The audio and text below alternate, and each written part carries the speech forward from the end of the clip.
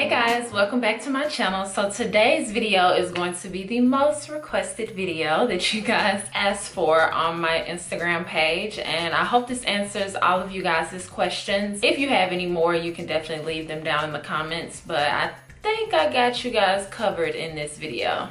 So let's start with how long I've been natural. I've been natural for a little over 2 years, I think. And as far as the length of my hair, I would say that this really is 2 years of length. I trim my own ends, and I did it for the first time about a month ago. And you guys have asked how I trim my ends. I watched a lot of videos on YouTube, so I wouldn't credit it to one because it took like a few for me to get comfortable with cutting my own hair. And I started with like just pulling out sections after I combed it, and then if the ends felt a little rough, I just snipped them. I did it based on feel. I didn't really do it based on did this look split or anything. I didn't do that. I just focused mainly on if it felt like very rough, then I just cut it off. So based on that information, then you know that I don't trim my hair as often as I should. I mean, in 2 years, I only trimmed it once. That's not good. Don't do what I do. But yeah, so this is the length of my hair after 2 years. Now you guys have asked about shrinkage, and I do get a lot of shrinkage. If I pull out my hair, it comes down to my collarbone, so I get a lot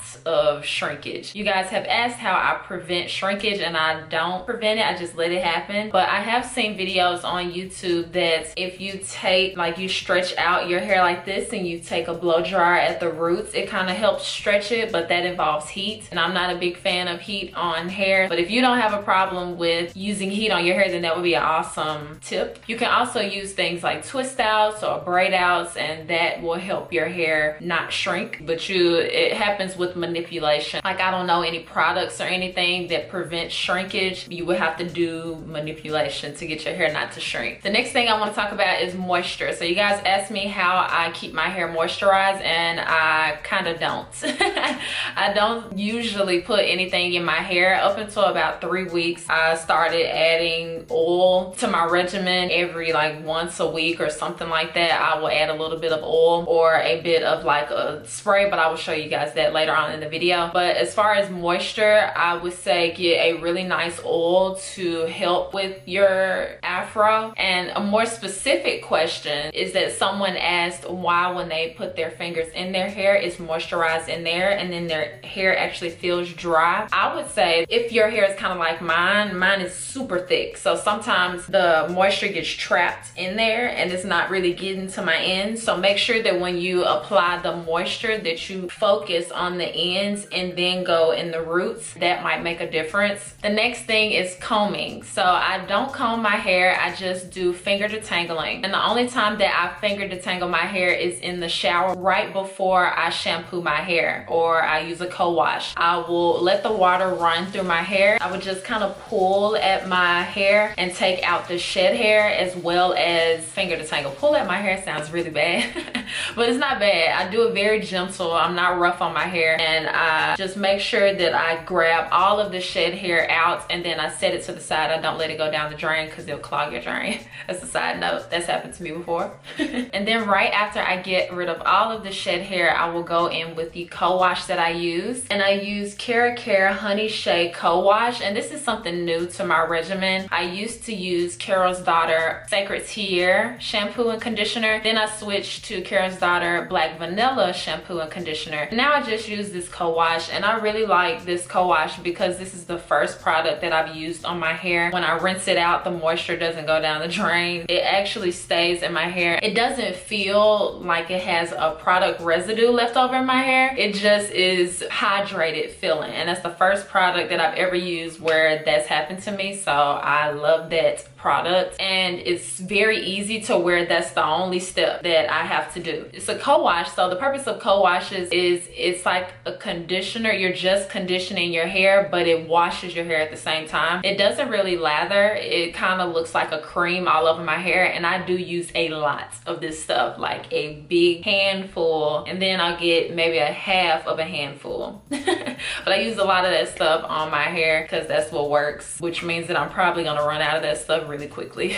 So after I get finished washing my hair, I will get out of the shower and put it in a t-shirt. I don't use towels for my natural hair. Then after that, I will let it air dry and I won't put any products in it. If you've seen my Rust Smoky Eye makeup tutorial that I just posted right before this video, that is when my hair was still damp. So it was right after I washed my hair and it was air drying in that video. If you guys want to see what it looks like right after I wash it, it really looks dry, but it was very damp in that video. So for that day, that whole day, I did not have any products in my hair. Then the next day was the exact same thing. I just pulled my hair into place, into the puff, and then I was out the door. Then on the third day, I actually put a little bit of the Argan Oil Perfect 7 leave-in treatment, and it does 7 different things as it says on here. But the one thing that I really pay attention to is that controls frizz, because what happens on the third day is I usually have frizzy hair and I'm trying to get rid of that, so I will put some of that spray. I'll spray it on all of my hair and then I help it into place, and then I'll take my hands and go in like one of these motions, like in circular motions with just the palms of my hands, just go like that, and that will help the product to kind of lock my hair together and prevent the frizz, because it says it controls frizz. So I'm trying to get rid of the frizz by creating curls, you know. And my curls, it's not that my curls are gone, they're just kind of frizzy, and I'm trying to reduce that with this product. So if it's been probably about like 4 days and I'm feeling really lazy with my hair and I don't feel like washing it, I will add a bit of oil treatment, and this is my way of doing a deep conditioner across a few days. So in my mind, I'm thinking, okay, I'm gonna put a lot of this oil in my hair, and it's number one going to cut down on the frizz, and number two is going to serve as a treatment for my hair when I wash it in like 2 or 3 days. So I'll just put in a lot of this because my hair soaks up oil, and then I will just move my hair into the same puff like this and then just go. But nobody else knows that I'm really doing a treatment, because my hair is looking like this, but it's like I'm doing a 3-day treatment.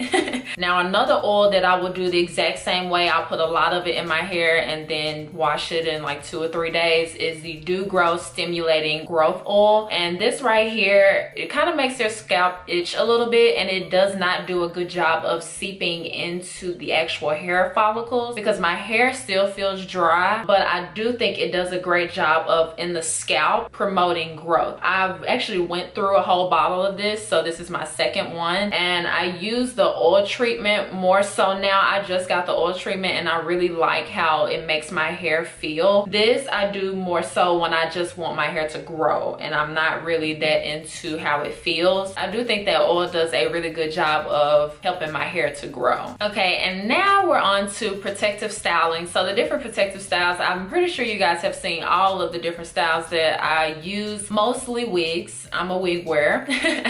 So I will wear wigs, or I will do some kind of extension braids or extension twist or something along those lines. And when I wear wigs, I do braid my hair underneath, or I get my hair braided by my auntie.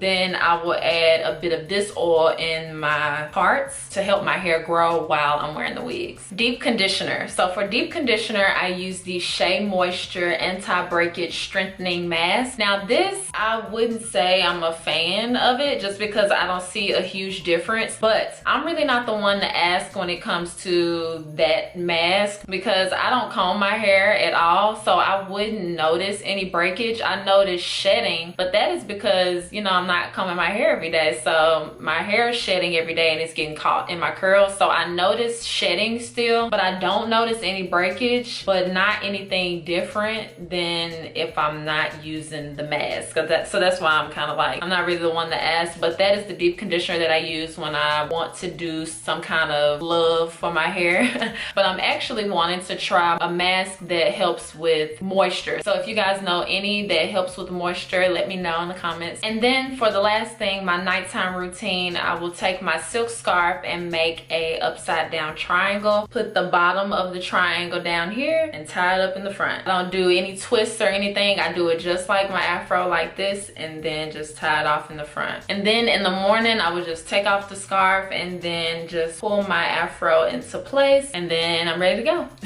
All right, and that is it for my 4C hair care routine. I hope you guys enjoyed this video, and I hope I answered all of you guys' questions in this video. Thank you guys so much for watching. Make sure that you subscribe to keep yourself updated on my new videos, and I promise I'll see you guys next time. Bye guys.